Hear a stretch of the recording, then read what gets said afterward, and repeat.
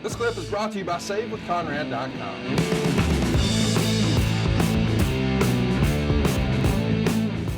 And it's tough watching some of this stuff because when the next match, by the way, is Tommy Dreamer and Stevie Richards in a cane match, Singapore cane match, and it's tough watching some of these, knowing injuries and concussions that ended up as a result of some of this stuff.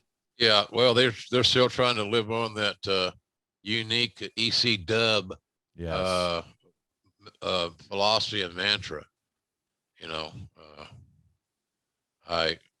that's how I look at that deal. They're proud of their brand and where they come from. I understand that, and I do appreciate it.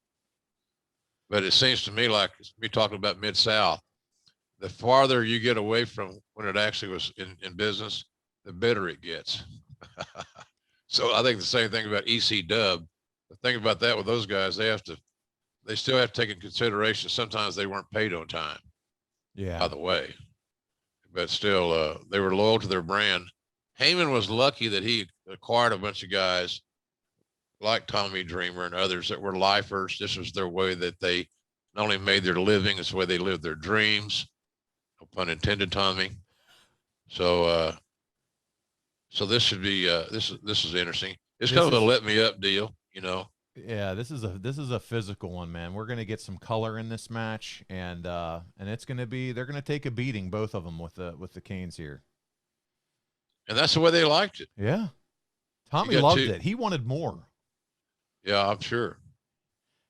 You got two EC Dub alumnus, so they're going to represent the old school as best they can, which is essentially men beating the crap out of each other. Stevie Richards had gotten himself into phenomenal shape here.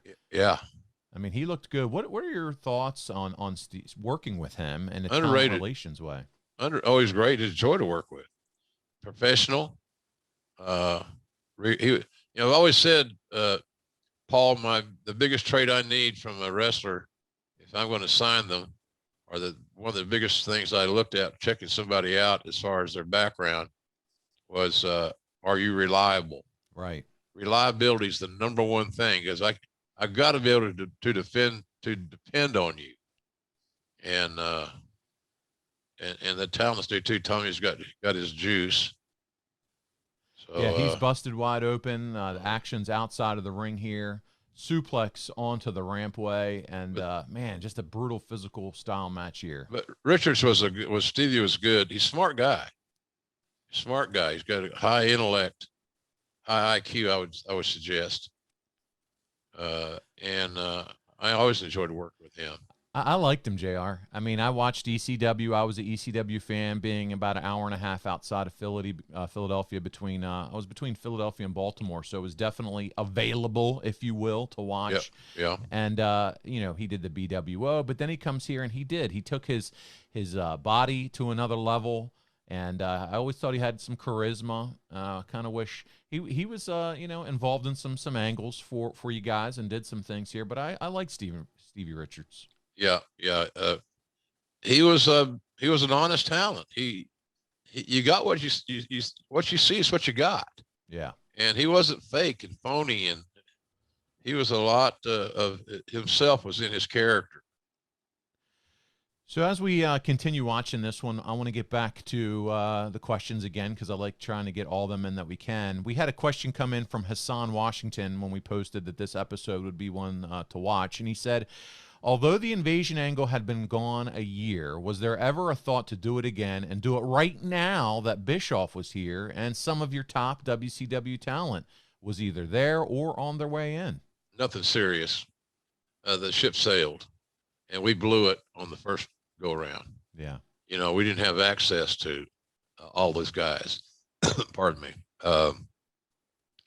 And that, when you don't have the stars, it's like making a John Wayne movie with a remake. You ain't got John Wayne. There's loses a little something there.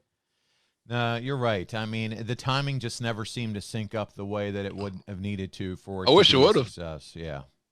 I wish it would have. The transition there when we bought WCW and tried to interface the guys together, things of that nature. I feel bad about that, and I got to take some of the responsibility. We didn't do a good job of the transition. There's Dreamer going for the cover, but to no avail. At least on my vision of this thing. I think Dreamer's bleeding more than he was a while ago. Can you believe all the blood on Raw? Haven't seen that in a long time. No. That's what I first thought about. Man, I forgot these days. See, I don't know where, again, Richards catches Dreamer with a super kick as Dreamer's leaping off the rope, kind of a Shawn Michaels thing. And then Tommy kicked out. Another guy's finish should never be a spot. JR, let me know when you get to the pin, because just saw it.